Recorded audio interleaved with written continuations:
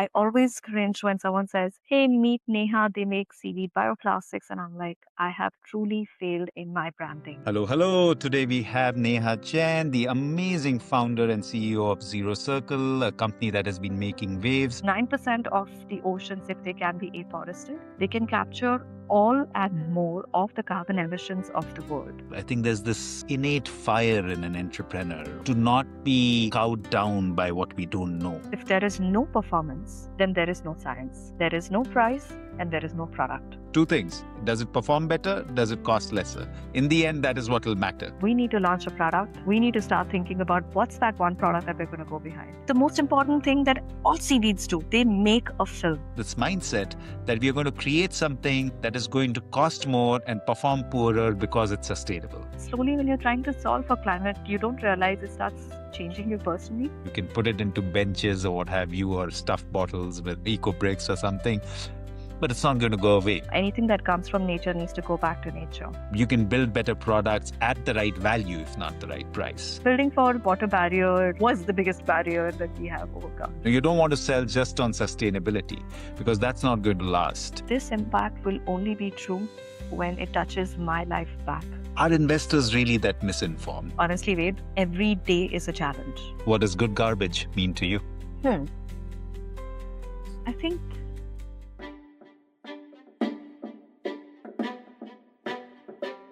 Hello, hello. Welcome to the Good Garbage Podcast. My name is Ved Krishna. My primary reason for existence has been to find ways to leave our wonderful planet cleaner. We will be speaking with material innovators, creators, and propagators to learn from them how we can build for scale and towards a regenerative future.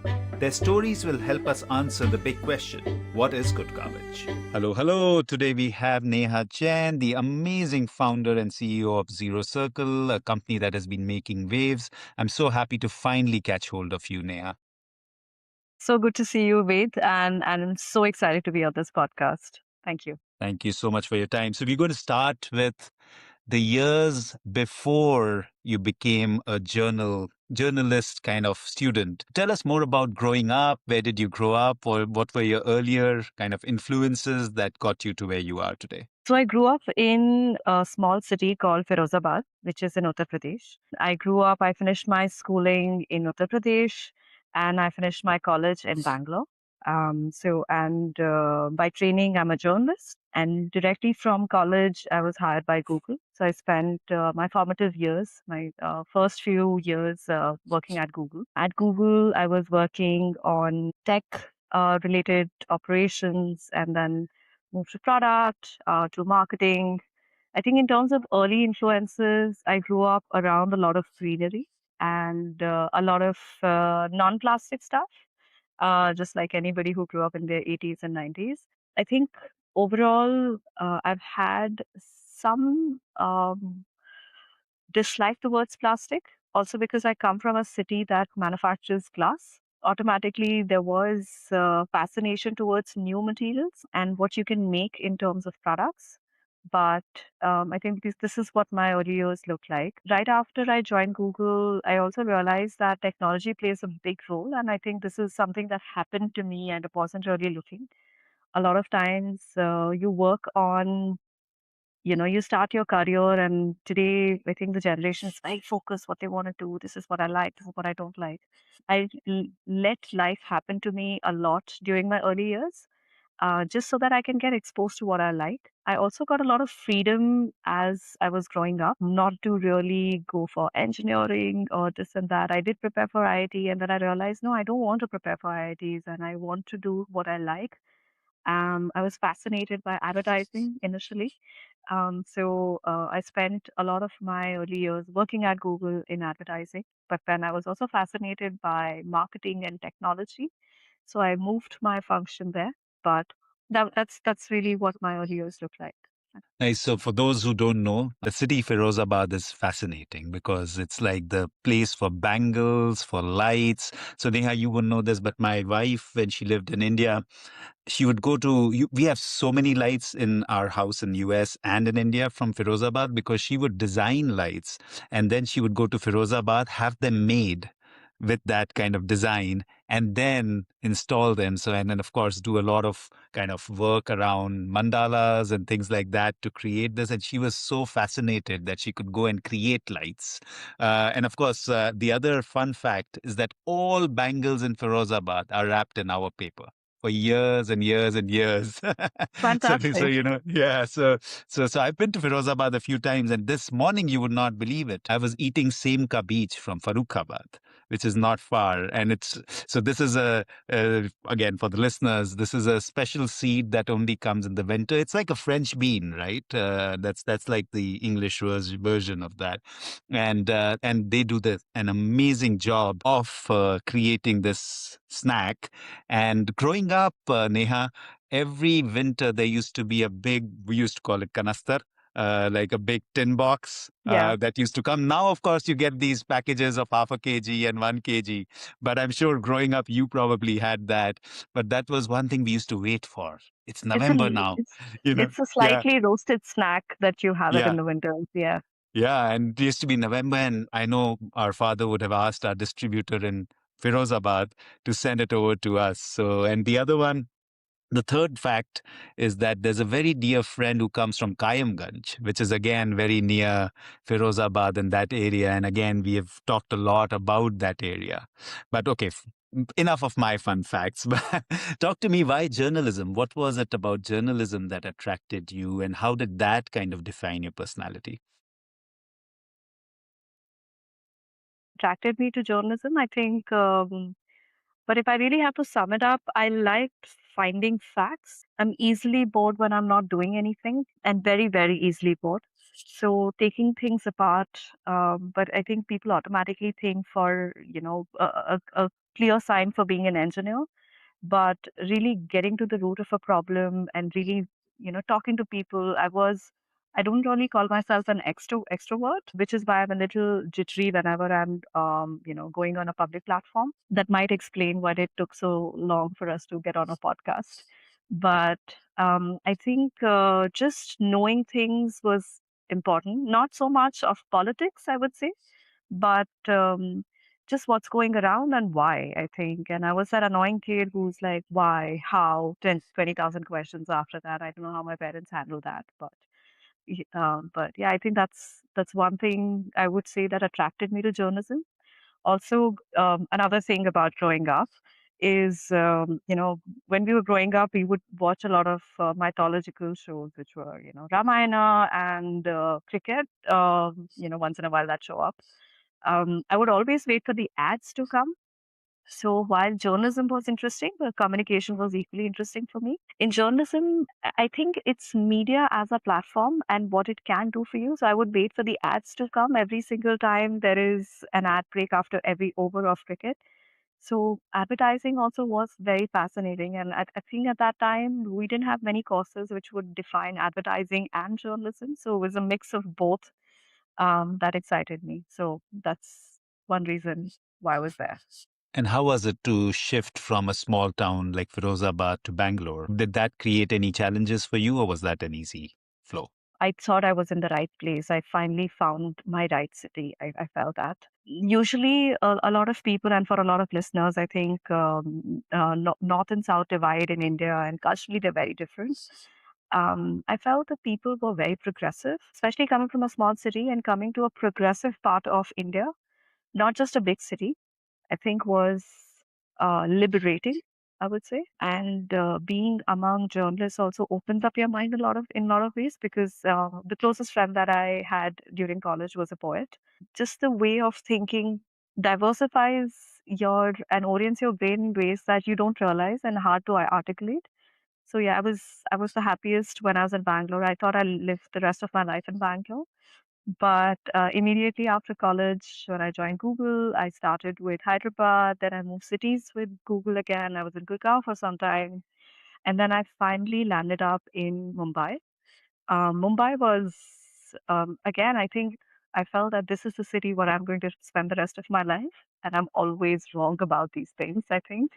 I spent 15, 16 years living in Mumbai. And then when Zerocircle happened, we moved to Pune.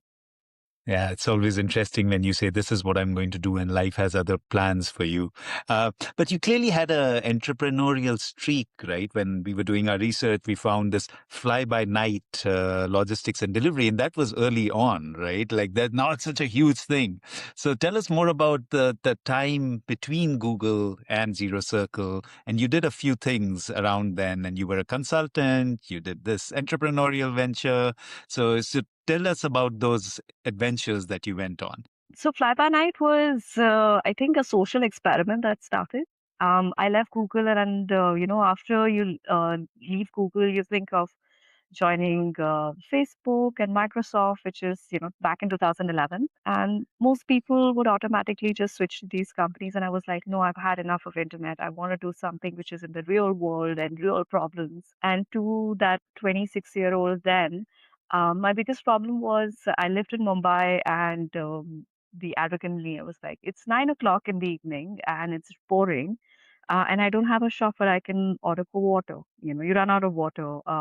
So sometimes you want to just get a drink or a bottle of water. I would not get it. And I was like, okay, there's so many delivery services and there are restaurants, but simple services, essentials, you can't get. There should be a delivery service for a city that never sleeps. It's a cliche. There is no service that operates at night. So I started this as a social experiment. I used to live in a 3 BHK in Mumbai with a lot of friends. We emptied out one room. We created that into a warehouse, and we said, let's bring everything that a person of my age would want at this time of the night, and late into the night. See, what people want. Within a week's time, I turned my house into a warehouse. Created the website in about day and a half. And we just put that out. Just by association, a lot of my friends were journalists. So we had Times of India and Hindustan Times and all the national dailies. Before the website was live, my phone was off the hook. And they were like, you're doing this. It's fantastic because the nightlife in Bombay just shut down because there was an 11 o'clock curfew for all the bars. So all the parties switched to home, and everybody wants not alcohol, but everything else that goes with the party, right? So drinks and mixers and snacks. So I was like, okay, so that's a GTM for us, and how about we build for that? So yeah, I think it started as a social experiment and did fantastic. Within about a year and a half, I think without any advertising dollars spent on it. We were doing about 100 deliveries all across Bombay. It was a midnight delivery service, first of its kind in India, and all across Mumbai in 30 minutes. This is well before Swiggy and Zepto and Grofers in some form came about. We also started dark stores. The technology we were still building at that point, but I think the concept of dark stores just started happening. So we started checking in what radius for it to deliver in these many minutes. So that was about fly by night, but it was pre demonetization. It was a little early for its time, but I think it was a great show. I loved a lot about it. But I think in the third year, I somehow felt as I was approaching 30 and, life started happening to me and health and everything else. And I thought like, this is not the greatest lifestyle that I'm promoting. As a founder, you feel responsible for the business that you build. And if you feel that you're building a business around purpose, I think it's solving a need, but it's not the purpose I want to go behind. And slowly, I started pulling out of that business and thought like, I really want to build something for health and sustainability. Somewhere that was a very important anchor. But just like, happens to every entrepreneur, you want to go back to building a business, but you also want to build some wealth around it. So I went back to, working with corporates, but at the same time, I knew that I wanted to gather skills which will help me define sustainability, because sustainability is so huge and it's just a word that's carpet bombed every day. You don't know really what exactly are we talking about becoming a tree hugger, which is an important cause. But I think I always felt that there is a business to be built, but built around a purpose that can be a product and a technology that can sell and be self-sustaining. And when it's self-sustaining is when it can become bigger and larger in impact. So if you want to have impact for your product, it should self-sustain through a financial model and a revenue model. That doesn't necessarily make the business less. A lot of profit-seeking businesses that are working around sustainability now usually have the same ethos. And I think I was following the same path. Yeah, that is fascinating. I'm sure it gave you a lot of entrepreneurial muscles, building something from scratch. And of course, way before what is the hottest kind of business in the country today with these instant kind of deliveries. And yeah, I'm sure it gave you a lot to kind of, like you said, lots of tools for the future. So tell me about this documentary that changed you in 2019, I think. So what was that documentary and how did it impact you and how did that put you on this trajectory of material science? It was not one documentary. I think I was eating documentary like a snack. Documentaries, which were a lot about the climate crisis. I think somewhere my health was the biggest trigger that led me to thinking about what's happening around me and life in general. I used to live in a city where AQI was not the best. There was a lot of pollution. I started having gut issues. Happens to everybody, around the same age. But then there's always more that you want to do. And like I said, like I always want to get behind it. Not just by going to a doctor. So there's medical tourism that I'm always very well known for. But um, I think there were a bunch of research articles that I came across in 2017, 2018 where now it's well documented, but urine samples from across the world were tested, and they found presence of microplastics in 99% of the samples. I think now you see that in placenta and all the morbid details that don't want to get into. I think all your listeners probably are well aware of that. So the documentaries were around how the ice is disappearing, the ice is on fire, and it gave me a sense of that there are solutions. I tested my hands with geothermal energy. I looked at permaculture. Now, permaculture, I think, is a very very interesting and fascinating space, but it's limited in scale um, when it's done by one. But it has a lot of scope. But I felt that I'm away from my productization that I wanted to do. Over the years, I also, while I was working in corporate jobs, I became a consultant and I became a sustainability consultant. Learned what LCA is, what building materials are called, what concrete is. I worked with architects. I think that was the big turning point that I'm not able to discuss a lot. I worked with an architect for a year and a half. They built a completely drought-stricken district, which is very close to Mumbai, Igatpuri, which used to get 4 tankers a day to get water. They needed to get food, and this is for an underprivileged school. Within a year's time, they turned it around through, of course, water harvesting and making sure there is permaculture, there's solar, and every tool that's in the world to turn around the place, which was water positive, food positive, and energy positive, completely self-sustaining on its own. And that was like, wow, if you can do that in places where you don't get the monies, um, there's a lot more that can be done. So I started picking the basics around what materials do, what energy concepts are, and and local concepts. There is a local concept for Ladakh, and there is a different concept for Kanyakumari. And you need to think about localization at the same time you're looking at global impact. So how do you solve for these problems? I think that was the biggest learning curve. And during that research, I was looking for a material that solves problem of carbon drawdown because that happens to be the biggest problem that we're all trying to solve for. Now, when you're looking at carbon emissions, seaweed happens to be to me, is the biggest and the most fascinating solution because There's one fact that I read, which is 9% of the oceans, if they can be afforested, they can capture all and more of the carbon emissions of the world. So I was like, I'm not waiting for this. I think the same day I'd found a marine scientist, Dr. C.R.K. Reddy. He happened to be on the chair of Department of Biotechnology in ICT, which is a college in Mumbai. It's a chemical technology college. We booked a meeting for the next day, and he was, I think, 65 then, 65 years old.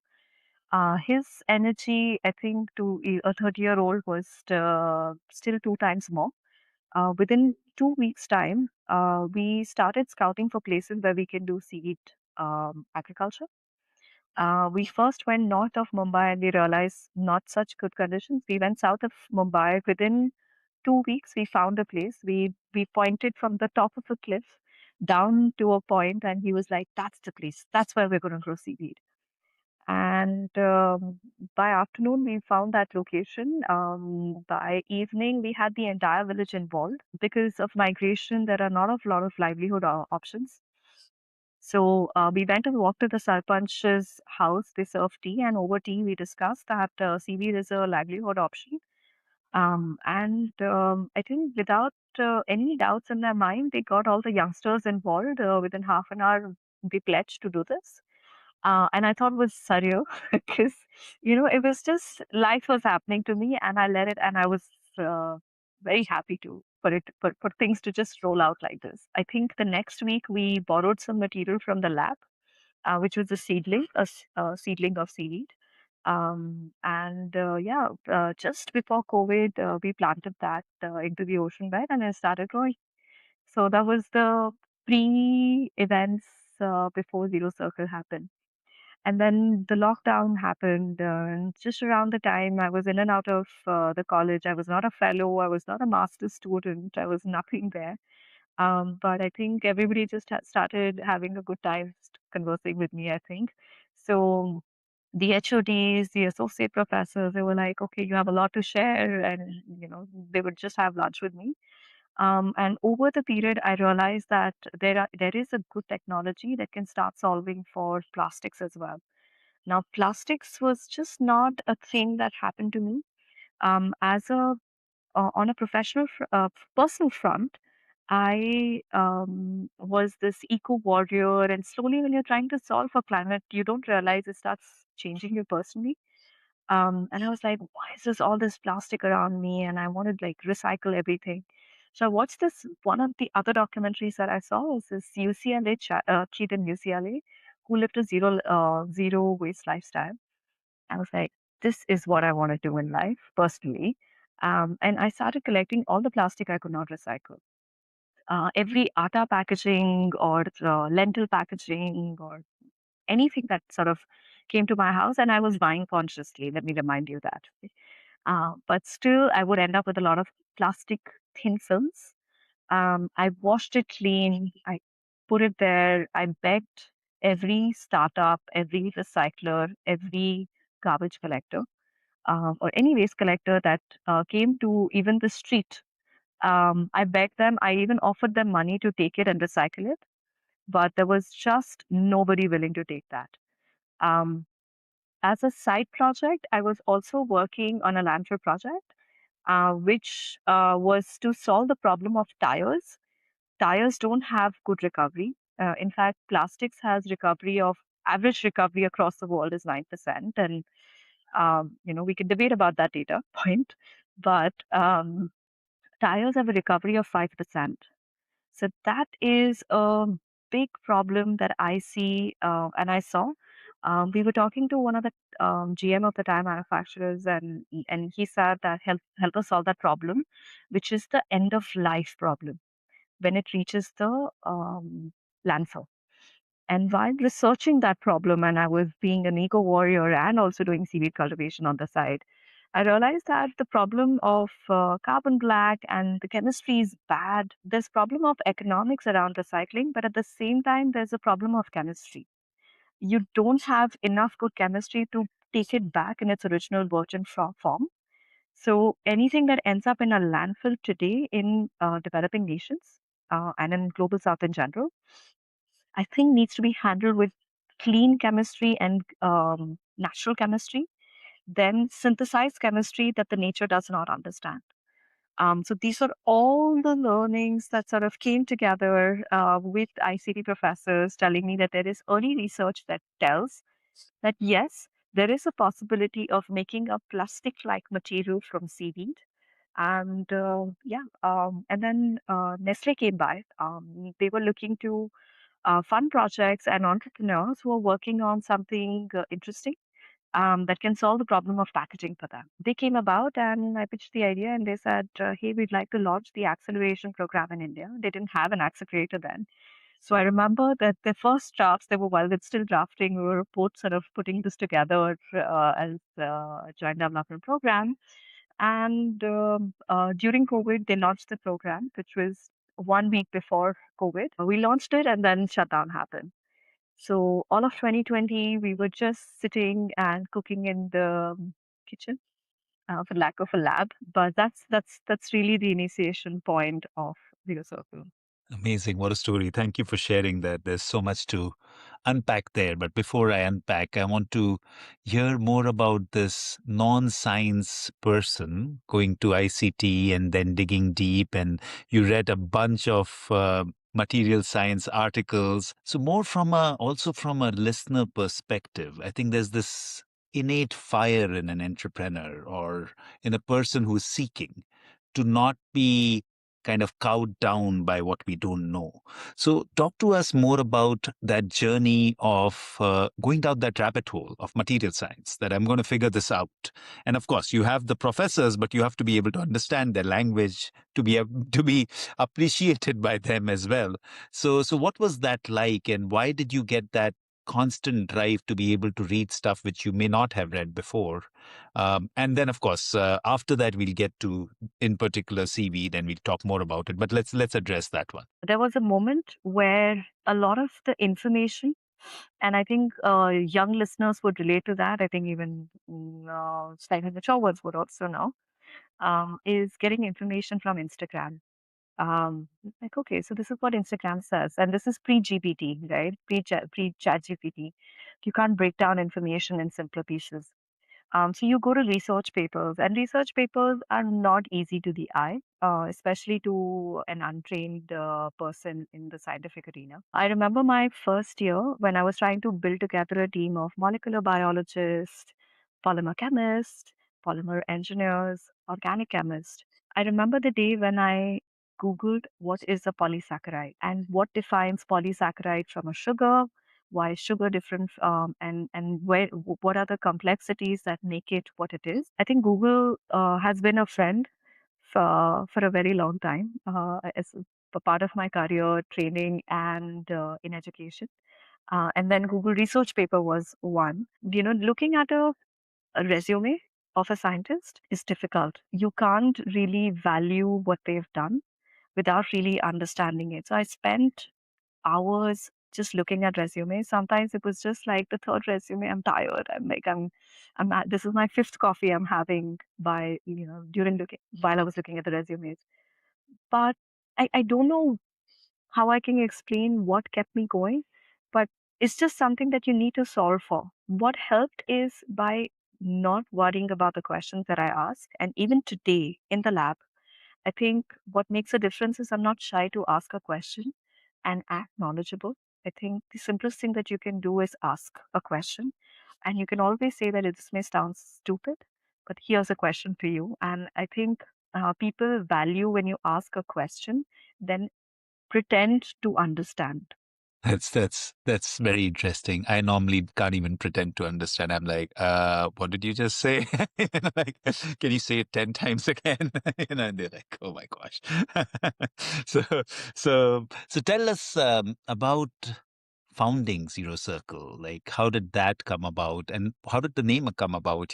That whole trajectory of, okay, I'm ready now. I want to do something with seaweed. I've got Dr. Reddy, and I've got maybe some other people I'm thinking about.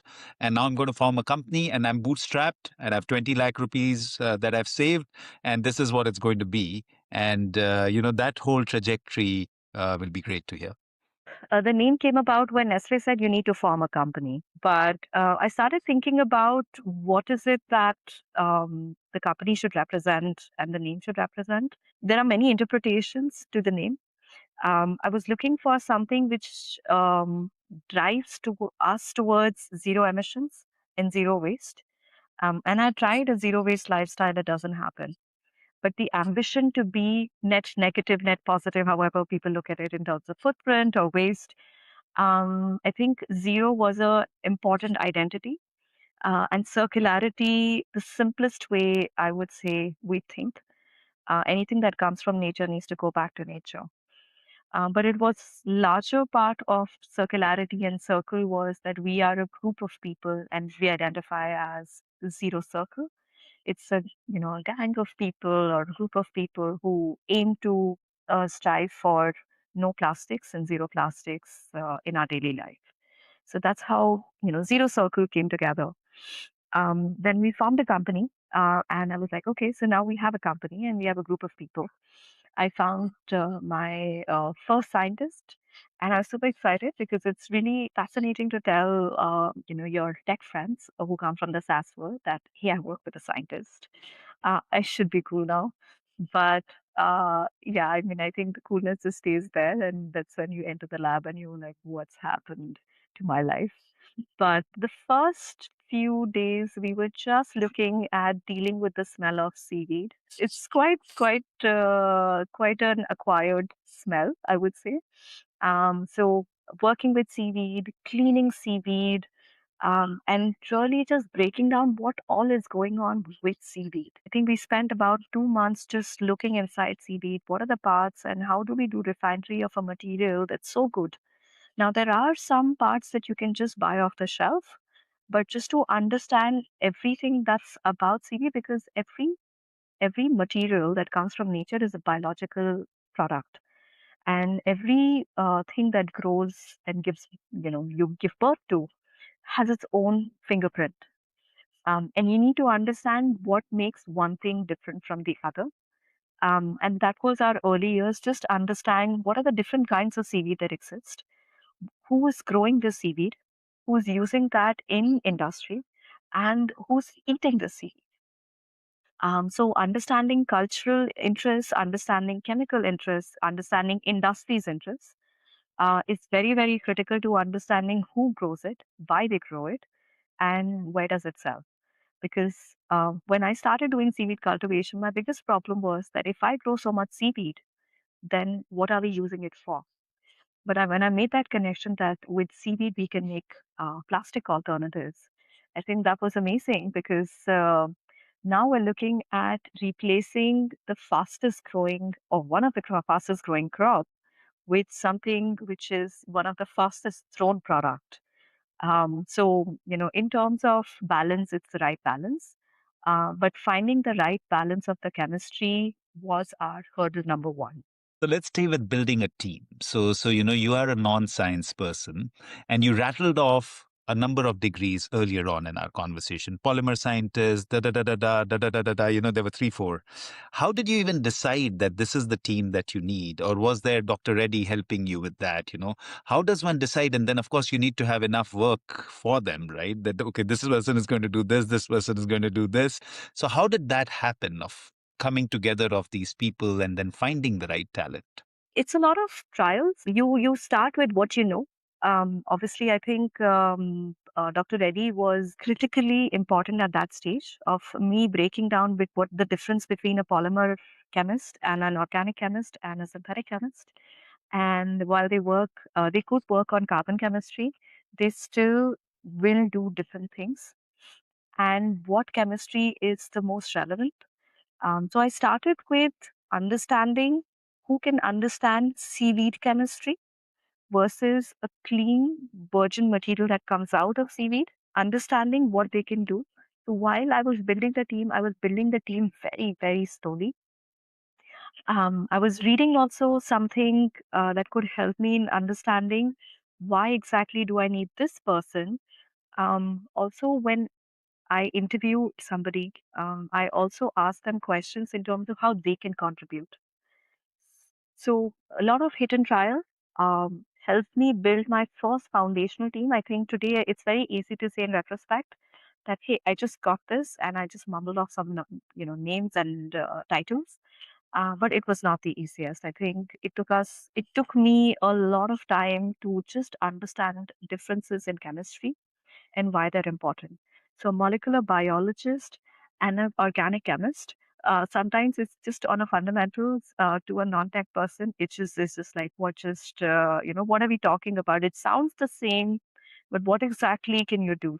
When you ask questions like what do you do on a daily basis and what's your expertise and what do you do? So I think the minute differences between the chemist and the role they perform was an important aspect to identify early, before even identify what we can do with seaweed. And that is the most important differentiation while you're building a team. Don't build your team fast. Don't gather 10 people, because just because you have a team, sometimes you will have overlaps. When you work with, even now, when you work with a formulation scientist and an organic chemist and an NPD, there is an overlap that we see to almost 70%. So, how do you differentiate what part of the chemistry they understand better and where is the overlap and a layer that is added by the other person and why they need to work together as a pod and not necessarily completely different functions. So I think understanding the overlaps, the differentiation, that really helped me define my first team. And what I've found is when you, at least in my own experience, it's a big challenge with so many scientists kind of idea, because what happens is that a lot of them are not very application oriented. So I don't know if you face that, but like I have to, as an entrepreneur, I have to keep directing them, guys, cost, guys, we need to hit this application. We need to make sure that it works. It's not about great science anymore. And sometimes my own scientists would be like, come on, they have to pay a premium for this. I said, why should they pay a premium? Because it's this. I said, two things. Does it perform better? Does it cost lesser? In the end, that is what will matter, or at least creates more value. So were you able to orient the minds of scientists towards application, and how did you do that? It's a difficult one, especially when you're dealing with R&D. Simpler ways that I deal with it even now. I think it's an ongoing process. Is to while the seasoned R&D members understand how to develop a product, I think the younger ones, especially, who are so into their chemistry, or even the experienced ones that come from from another organization, they're so well entrenched into the molecule, they forget what's the final application. When you make a pod, which is a combination of people working together to make an application happen. So there is one person who's always thinking application, but you always need one person who's very strong with chemistry. You will be quite surprised to see that one person, when they have a overlap with the other person, they start making sense. When I, as a person, come in and just talk about product, there is a disconnect. But a person with application background starts working with a chemist, I think the conversation is very different. Today, the challenge is not necessarily price. Even today, what we do is we look at performance first. Um, Typically, I think you look at performance, you look at price, you look at availability of your supply chain.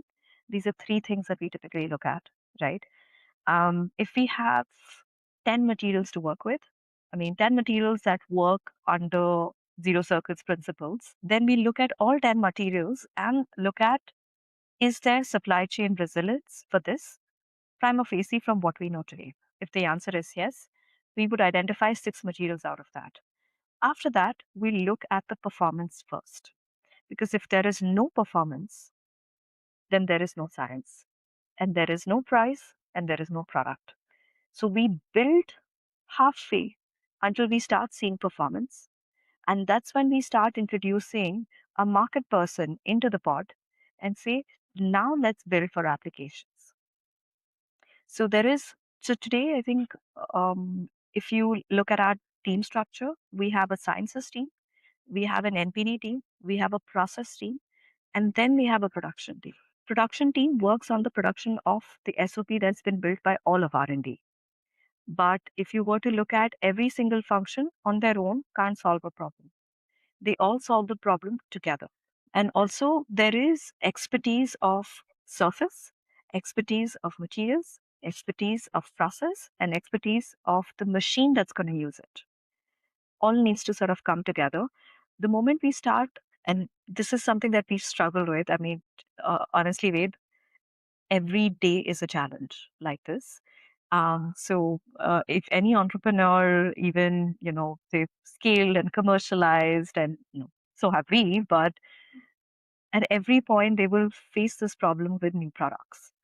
So the idea really is always make a sound team together because they can work well together.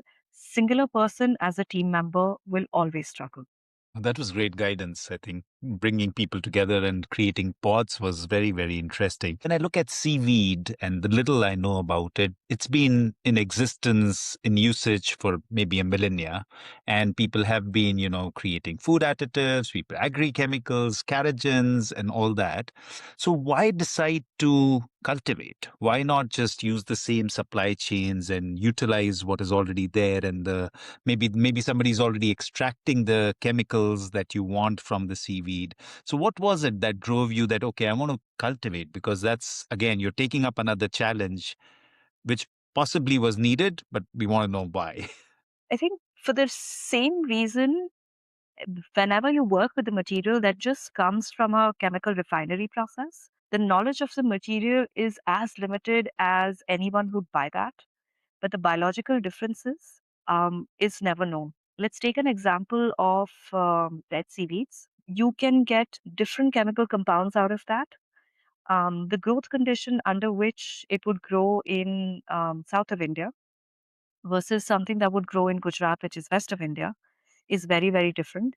And the polymeric properties of these materials will change immediately.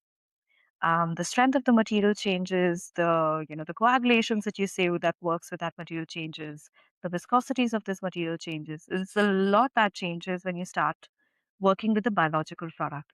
However, your question was on cultivation. Cultivation was my process of getting towards Zerocircle. At some point, we started working with a lot of local communities.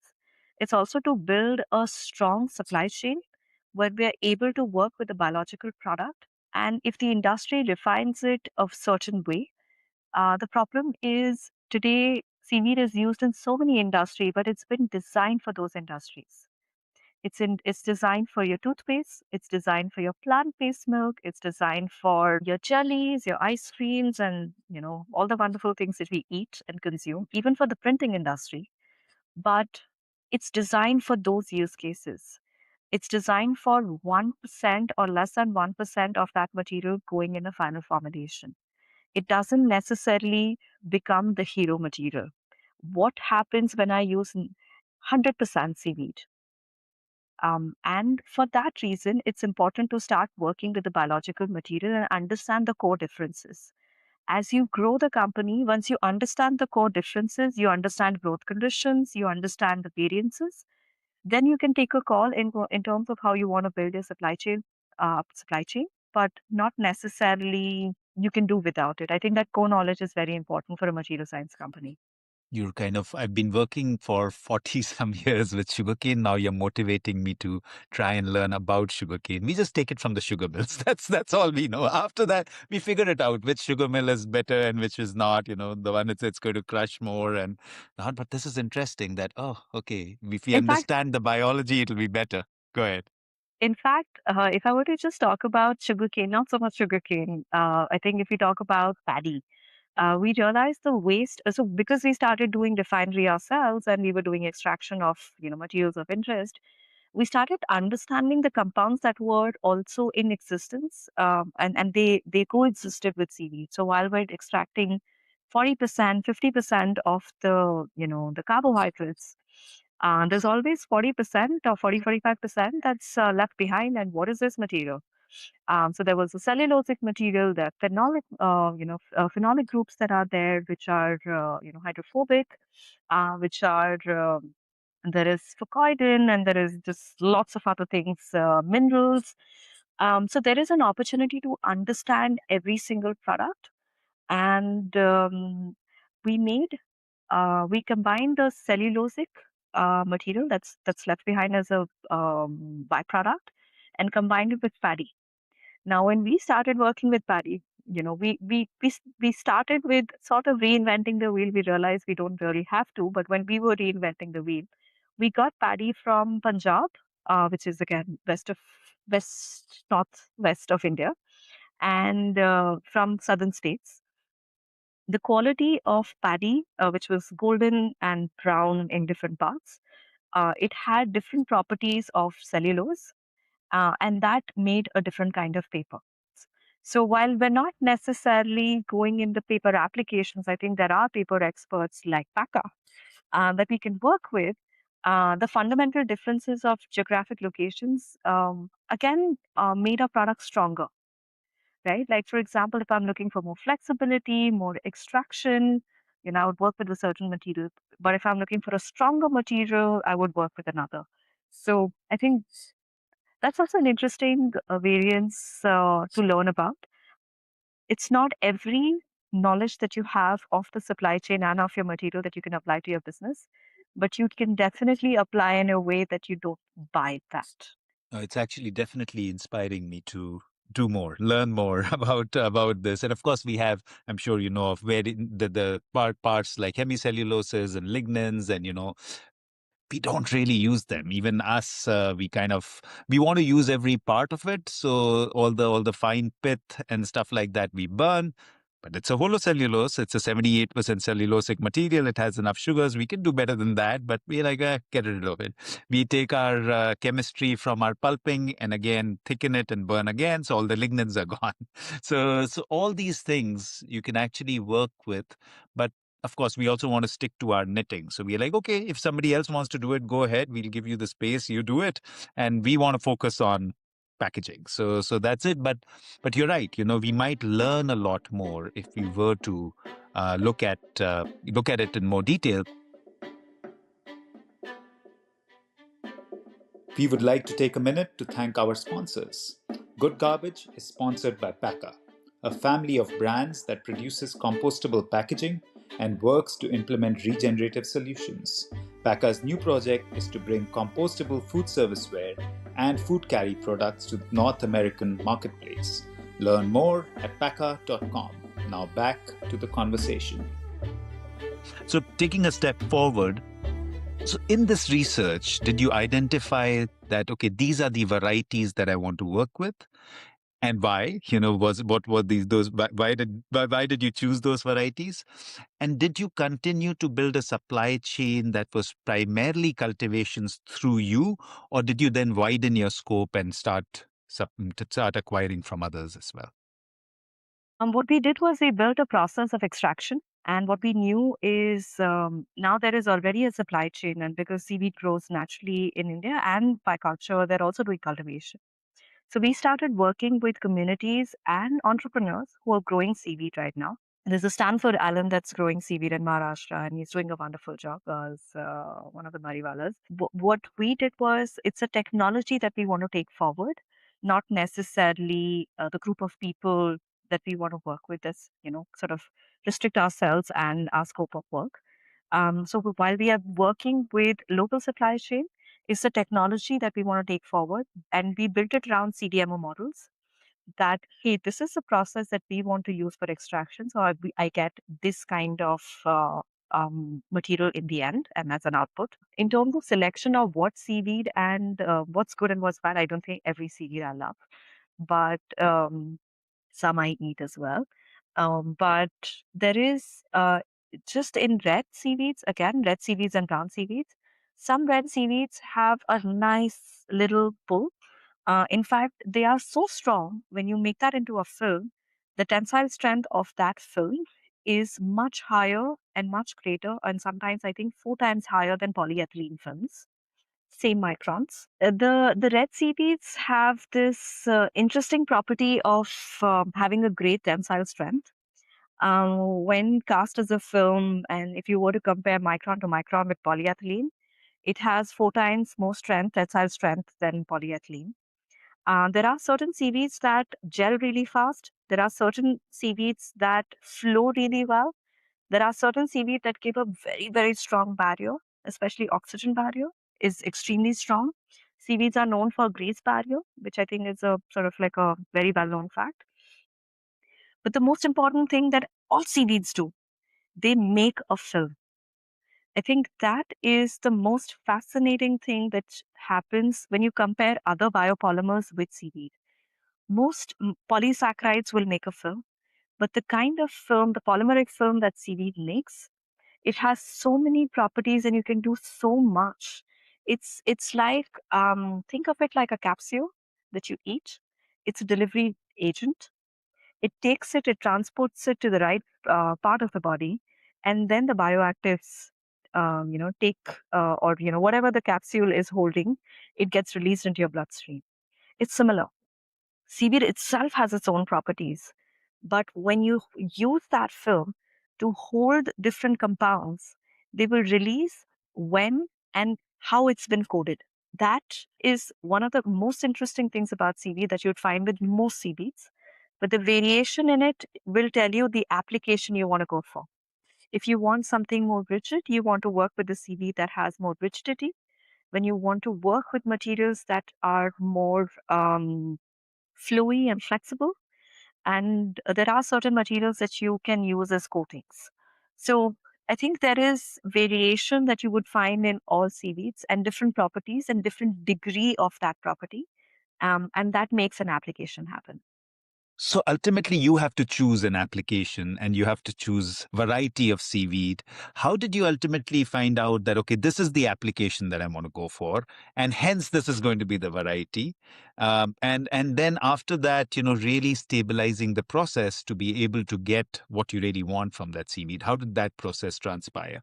We created a museum of products and we realized that we have so much. For us to take a product to market, we need to lock this down through revenue. We were always comfortable in terms of the support that we've gotten through grants, cash prize, funding. But there came a time, and our supporters are heaven sent. During early years, they never really pushed us to make a product and just monetizing it.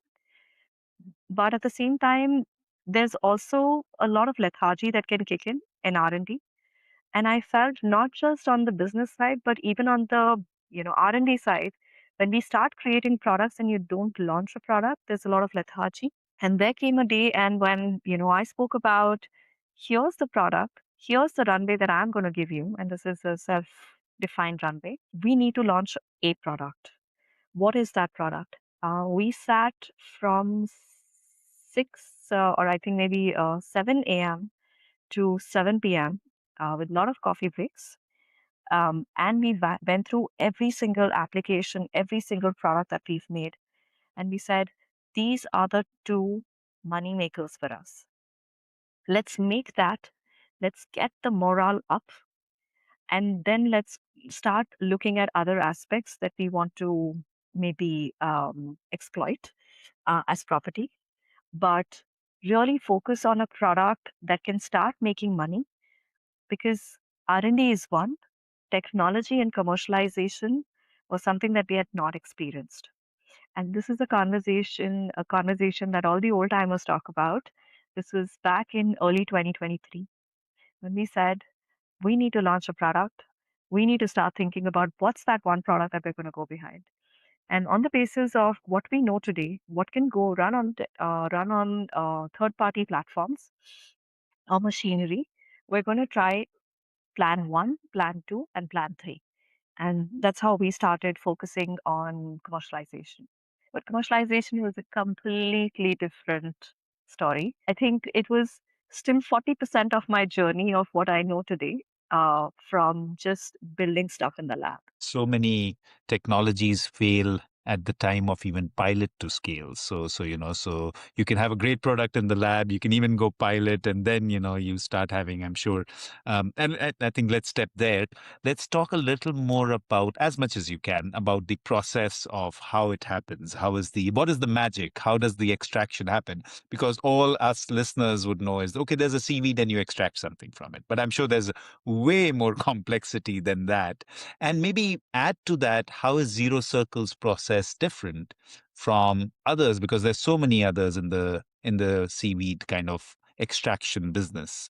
So yeah, more on the process and the difference. So I think if you look at the extraction process, most extraction process today are designed for the 1% formulations, which will go in as ingredients in products that you use in personal care. But when we started making our own process, we realized that the aging was an issue. So if you make a film, over a period of time, there is a lot of salt treatment that is done to extract seaweed. Typically, just for people who are uninitiated on the extraction process, you're trying to capture the carbohydrates, the hydrogels from seaweed, but you need to break through the cell wall. You also need to remove any kind of impurity which is cellulosic, protein based. And when I talk about impurities, a lot of people think E. coli and sand, while sand and E. coli and all the other things are removed in step number one, which is the easiest one, just a nice wash. It's also the process of making a highly pure grade. But how do you make the grade pure and how do you arrive at that is the differentiation that we were able to build through our extraction process.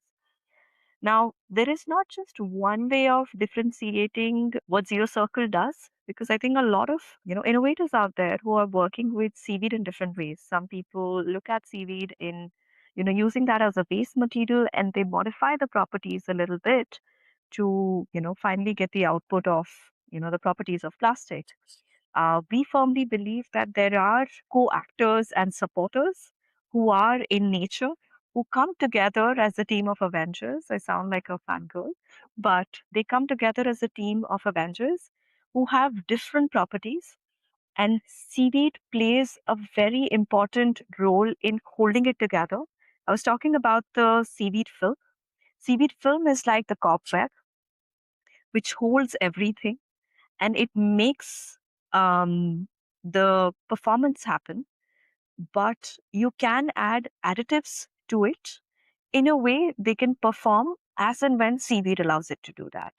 So the design of that is a very, very important design. Not every material likes each other, just like how we don't like every human that passes our way. Same way, you need to define synergies between one natural material with another natural material for them to flow well together, be together in every condition of the climate. So we're not designing a packaging material for just southern conditions.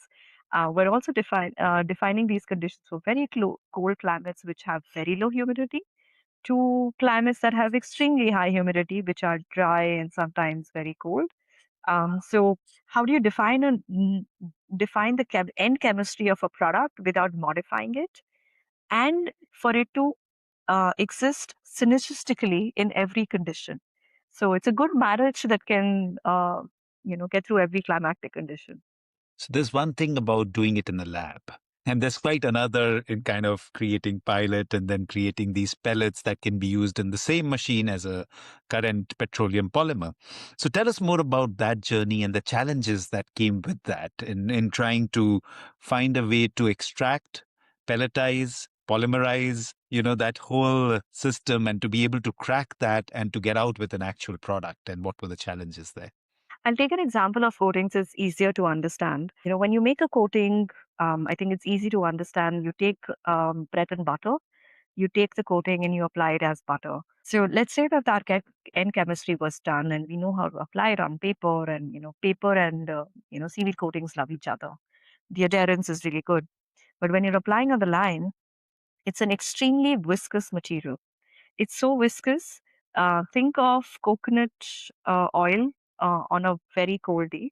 It does not flow.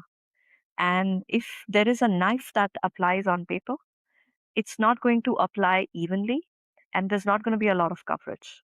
So how do you then bring down the thickness, the viscosity of the material without changing the chemistry and the molecular structure of the material?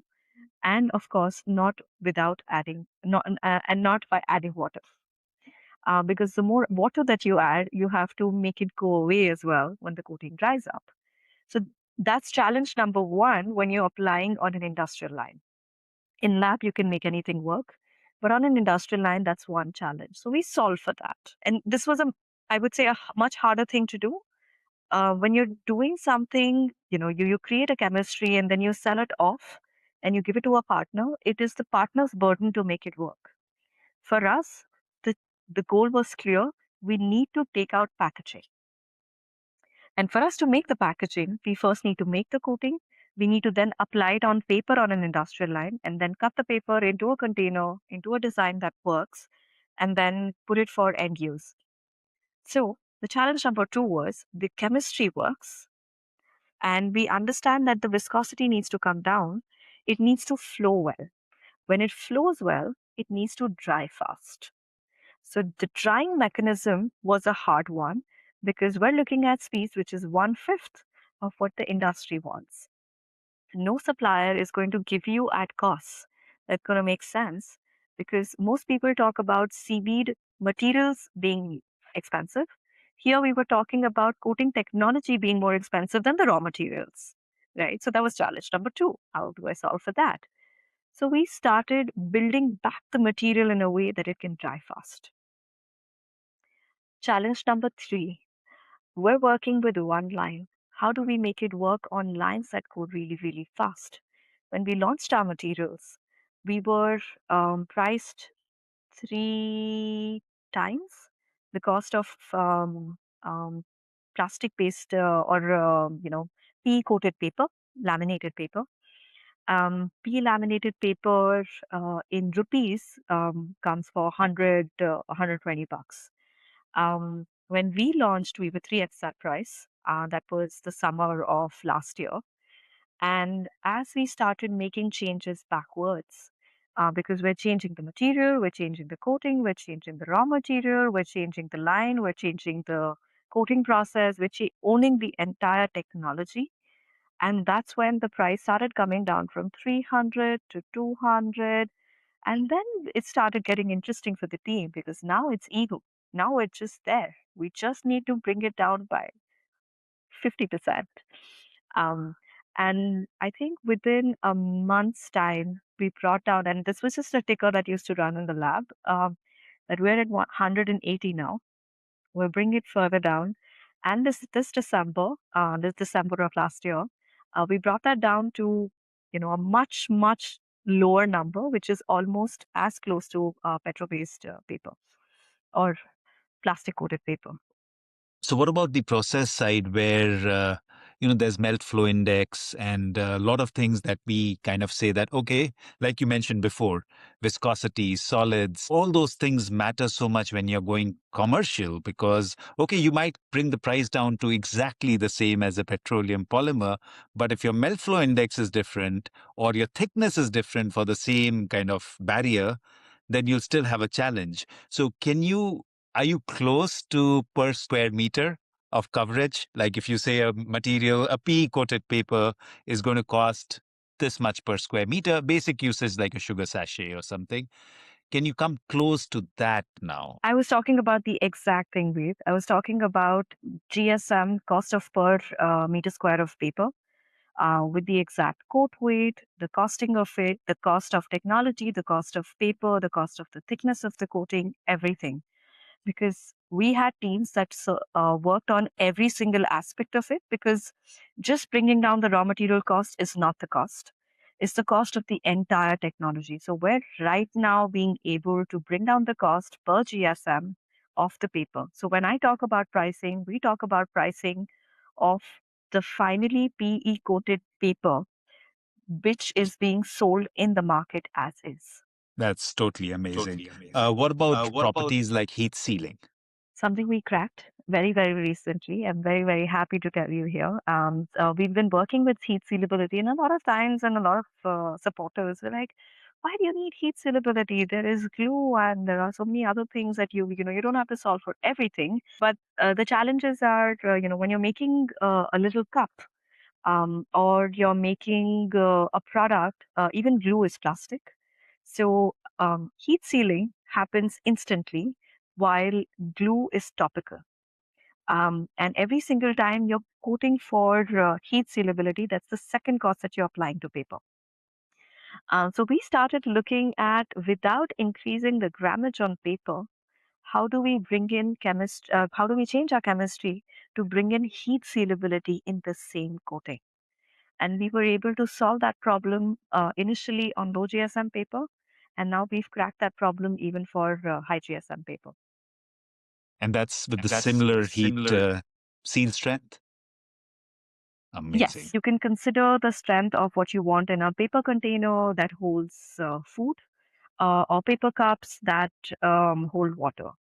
Yeah, so it's when the when it closes together, when it wraps together, then amazing, and that's over normally over 3 kgs or something. Is the holy grail. You said mentioned earlier, and this was also fascinating, that seaweeds have a property of a grease barrier, because that's the other one the industry has been trying to solve for a long time, especially with all the PFAS chemistry today, and especially if you want to consider a high kit value or a high grease resistance value. Is that something that you're solving for as well? And can you do it again at a similar price range when you look at OGR chemistry that's applied on larger kind of production cycles? We solved that problem long ago. We are usually OGR chemistry is measured in kit, and the higher numbers, which are 12 and 14, is something that we were able to sell our coated paper with. So I think that's the easy one, I would say. I think the commercialization, bringing the cost down, making sure the performance of the paper doesn't come down with the cost of the paper. I think that was an important aspect. I'd never lose quality over price, because that's where the differentiation is. And I would say that most of the products that we sell overperform for the applications, but it's good to have that differentiation, because for once, I think all the natural polymer community, including you, Ved, I think we need to represent somewhere to the other side that, hey, we can outperform plastics, not just get past matching the properties somewhere. 100%. I say all the time that our dharma as packaging people is protect what is inside, and that's primary. If we don't protect what is inside, like you said right in the beginning, everything else is secondary. Price and scale and whatever else, because ultimately it has to do its job. Because imagine the damage that will create if the potato chip inside a bag was to go bad, or a chocolate, or whatever else you're packaging. So anything that's packaged ultimately needs protection, and that's what it's for. And I also kind of subscribe to your idea where, there were some scientists 80 years back who took these waste gases like ethylene and created this material that completely transformed humanity. And okay, they probably didn't think of the disaster it'll create, but I'm sure we are capable of doing better 80 years down. So I also feel that, otherwise each time we talk to our team, many times it's this mindset that we are going to create something that is going to cost more and perform poorer because it's sustainable. And that needs to be challenged again and again and again. No, no, no, no. It doesn't have to be that. You can build better products at the right value, if not the right price.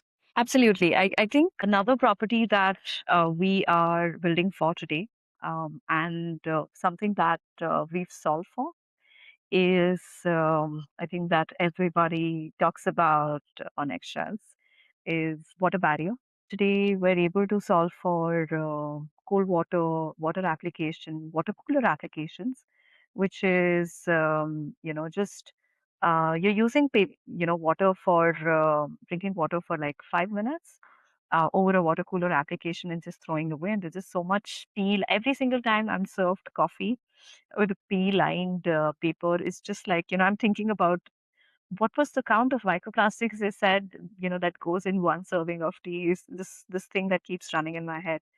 So that's something that we are looking to bring to market very soon, and we're super excited.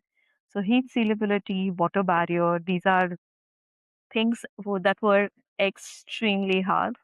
And we've worked really hard for the last 5 years solving these problems. And my team, I think they're just superstars who've made that happen. Of course, R&D and science and technology, but also my entire team, which is operations and making sure my supply chain is resilient, and even our partners, I think, have been extremely patient partners. I think overall, just good blessings that we've gotten from everyone, and found good partners who were patient enough for us to allow to build. I think even investors who were extremely patient, because the first thing that people ask for is not OGR barrier; they look for water barrier. So building for water barrier was the biggest barrier that we have overcome. That is the big challenge, and getting that right, and we struggle with it every day, because for us the holy grail is trying to find, and I have so many samples next to me. So holy grail is I trying to have find. I have a little demo for you. I don't think if you Okay, can go ahead. see it. Go ahead. This is seaweed coated cone that we've created. And the entire time of this conversation that we were having, I think about an hour today, it was holding water. So this was just a display application that I could hold. But uh, yeah, so it can hold for a long period of time. Our goal now is to solve for single use applications, but at the same time solving for issues like WVTR, the chips packet, where I started from my journey from the landfill. I think somewhere headed in that direction. I want to make sure that every protein bar I consume, we can build a solution for that as well. Absolutely. And for us, that's the holy grail. And I was just telling you that I have so many stacks of samples just lying next to me, with all these kind of pea coated stuff.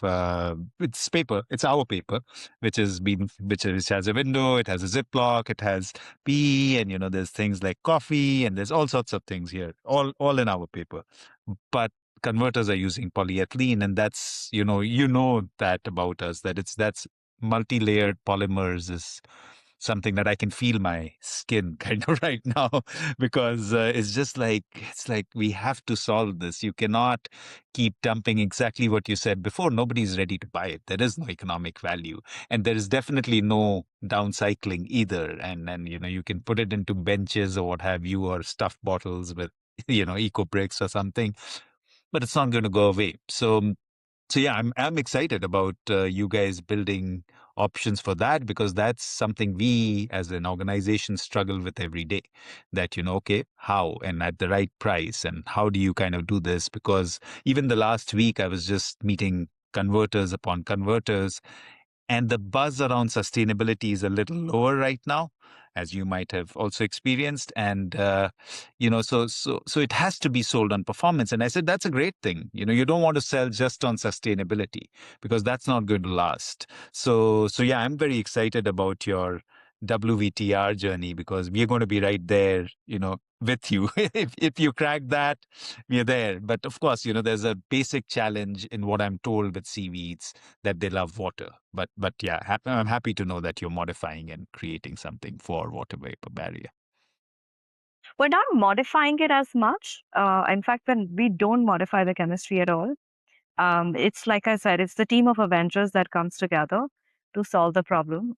We make sure the molecule remains always as is. The chemistry, then when it goes back to soil or to marine environment, should always be natural. So we're not modifying it. That's one of the reasons why my R&D team hates me, because every superpower they had and they learned from the college and the universities, they can't use. They have to unlearn that and learn really the natural chemistry that exists.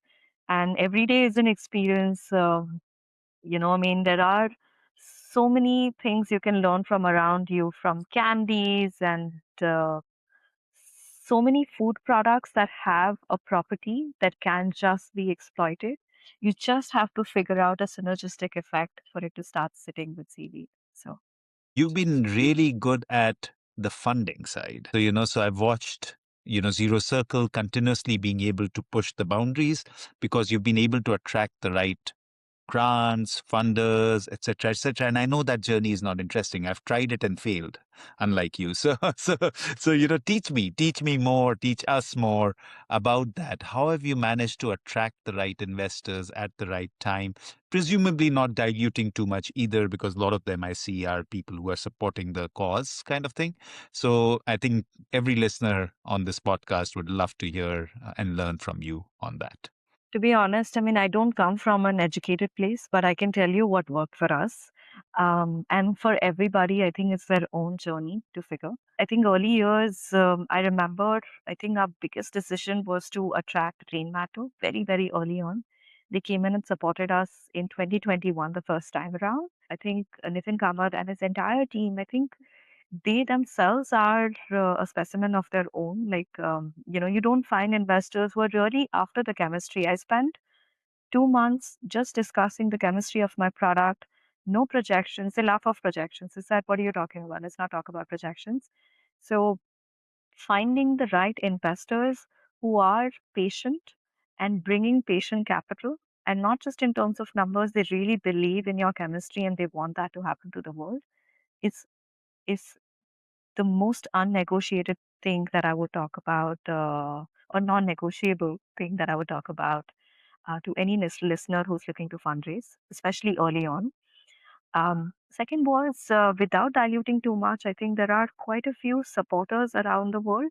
We won, I think, roughly 300 to 400. I may not have the right number, 400K, just in terms of cash prizes and grants that we got. And that really helped us during the Death Valley. Before we wanted to raise another round, we want to make sure that we have a product market fit, at least lab wise, before we start commercializing. And thereafter, making sure that when you are talking to an investor and they are looking at your health of the business, you also talk to three other founders who have you're working with that investor to know how they are to work with you in year 2 and year 3, because every journey will have its differences, and you will soar and then you will stop and plateau and sometimes dip. Do they continue to support you in that journey and meaningfully? So um, I think it's a lot of luck, I would say, a lot of just ensuring that they are aligned. I didn't raise money easily, Ved. I think that would be a little bit of an overstatement. I think we spoke a lot to a lot of investors. We took our time to raise money between our pre-seed round and our seed round. And the difference, if I were to tell you, we raised money in 21 and then we raised money in 24. So there was good 3 years that we managed without raising money, only to just have the right backers come to us. While there were a lot of backers, I think the backers who we finally got on our cap table, we really liked. And one of who, while we have a lot of Indian VCs who find value in what we're doing, we were also able to attract talent, sorry, not talent, investors from around the world. We have Trudy Styler, who's a celebrity herself. She also runs an NGO with her husband Sting, who's a musician and a big fan of him. It was fascinating to meet both of them during Lollapalooza. And that's when over a music festival we met, and they said, "Hey, it would be fantastic because they run an NGO called Rainforest." And they were also part of the jury during the Tom Ford Prize Innovation, which was to look for innovation that can truly scale and scale in marine environments as well. And we were one of the winners, and that's how entire introduction happened. So yeah, I think just really don't find the first person who writes you a check. And sometimes I would also tell people to be take money from friends, but who truly will support you during this thick and thin of things. Yeah, I mean that's what's really worked for us. You said something which is fascinating when you talked about Nitin Kamath and that gang, that they really spoke to you about chemistry. One of the misnomer I think that various founders have, that it's about creating hype. And It would be great to learn from you. Are investors really that misinformed? In my experience, they go into a lot of depth, but I want listeners to be able to hear that, does it really work to just create hype, or they do go into depth and understand your chemistry? And it was great to hear what you were talking about in terms of Nitin Kamath and his company. They don't understand material science. We've had a lot of innovation in the space of battery recycling, e-vehicles, but there's not a lot of material science company that have come about that are working with raw natural materials, and they don't understand the playbook, because for investors it's about putting the money and taking out the money at a certain valuation, and they don't understand, if I were to put in the money, when exactly should I consider this company to start making money? So they don't have that playbook today. What's also worked is, when we call in investors, one of our investors, one crowd, we make them make a packaging material with the help of course, our team, to really understand what's going on. And they made a good packaging material and not so good one, to really understand the differences of both, and make them do the testing as well. So it's a lot of education by talking. It's also well-meaning people. I would also say, if you're aligned, then you are aligned. If you're not going to be aligned, I think no matter how many experiments that you show, it doesn't work. So ensuring that your investors also understand, and there is always going to be few people who have to bite the bullet of investing in a company and really understanding what the investment playbook looks like, and then others can catch on. So you will always have some early adopters, and you will also have early investors in a certain space, and then the mainstream guys follow. So that's how usually the investment cycle works. So it's not always the investors the bad guy. I think it's not you. It's just the nature of the profession, and what they want to make of it. You have to find the right mix, and I think that's really the key. Okay, all good things have to come to an end, so I'll start taking it towards my final question. So the last three, I see so many wonderful companies in this world of seaweed right now, and I think we were together in one of the rethinking materials a couple of years back, and it was full of seaweed, and the next year there was hardly any seaweed. I don't think you were there this last year, so there was hardly any seaweed anymore. But then you get wonderful companies like Notpla, Sway, Flexi, who are all creating a lot of buzz around seaweed. So, how do you relate to them? Do you guys talk to each other? Do you collaborate? Do you see each other as co conspirators? Or do you see each other, stay away, our technology is different, your technology is different? How is that working out? Because it seems to be a co emerging ecosystem that is being created. I absolutely think they are co-conspirators. You have to understand, if you were to go to a large company, let's say any company, Nestle, Unilever, P&G, I think today what they look at is a supply chain resilience. I think innovation, to a certain extent, can go that far.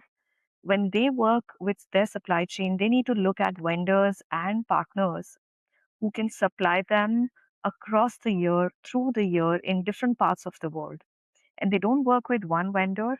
Working with one vendor is a very big red flag for them. So having as many people talk about seaweed, if one person solves one problem of seaweed, there's another person who's solving another problem. And that's bringing innovation to just the tiny world of seaweed, to push further. So I think in terms of innovation, how we talk about, if one person solves a certain problem, the other person takes it even further.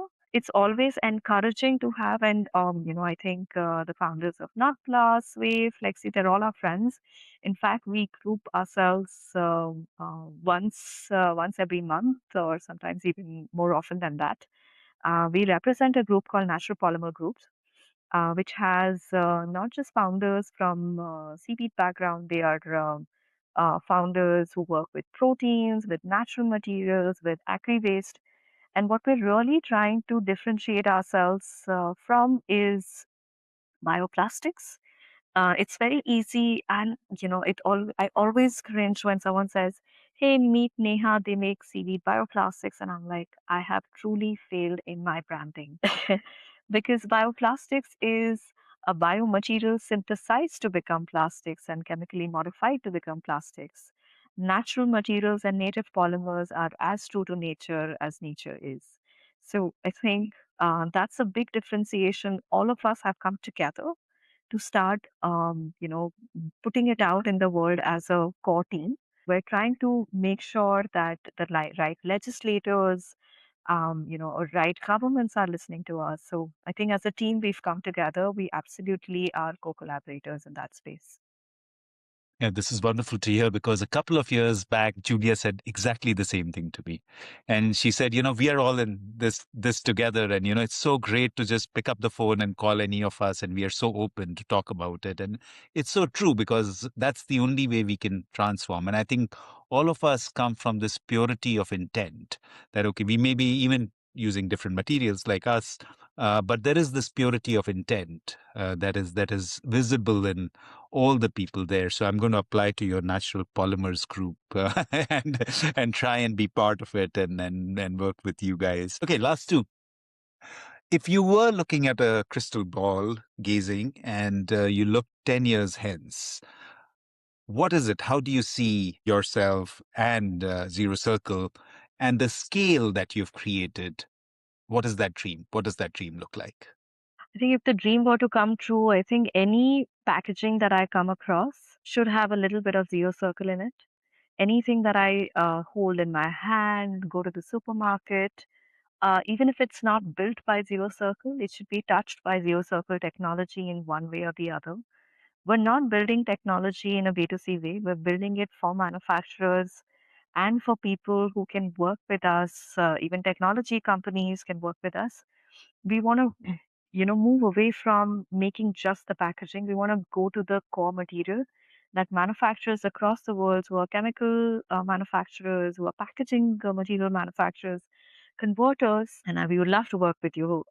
Wait, let me put that as well on live listeners who are. I'm making this commitment to you that we would love to work with businesses who are looking at scale, because this impact will only be true when it touches my life back in reality. So, not just to my customers, but back at me. That's beautiful. Okay, the last one. What does good garbage mean to you? Hmm. I think good garbage is no garbage to me. It means there is truly no waste that exists. And if packaging could become the product and product can become the packaging, and even if there was packaging, there is no truly waste. So good garbage is no waste at all. That's beautiful. That's Thank you so beautiful. much, Thank Neha, you for so much, taking the Neha, for taking time the and time being with and us. being with And us. And I think more than anything else, you're so inspiring because putting India on the map of seaweed, I've watched your journey on the sidelines. And like I said before, like it brings me a smile. Okay, they're doing this again. Angad is on some forum and I'm like, yay, keep at it. So just, I'm sure you give a lot of hope to a lot of people who are trying to do something similar. I think the other one is that maybe people don't realize the amount of effort it takes to break into something and the madness it takes. So thank you for having that madness and to have that courage to be able to and the resilience to be able to be at it. And we'll keep rooting for you. And we are so happy to have met and seen something being created, in person right now that is going to change the world. So thank you for changing the world. That's really kind of you, Wade. Thank you. I loved having this conversation with you.